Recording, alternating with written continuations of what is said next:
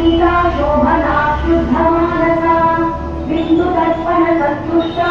पूर्वजा Tripurambika दशमुद्रा समाराध्या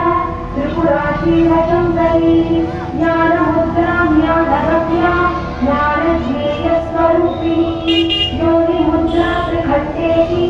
त्रिपुराम्बा त्रिगुणगा अनघाद्भुतचारित्रा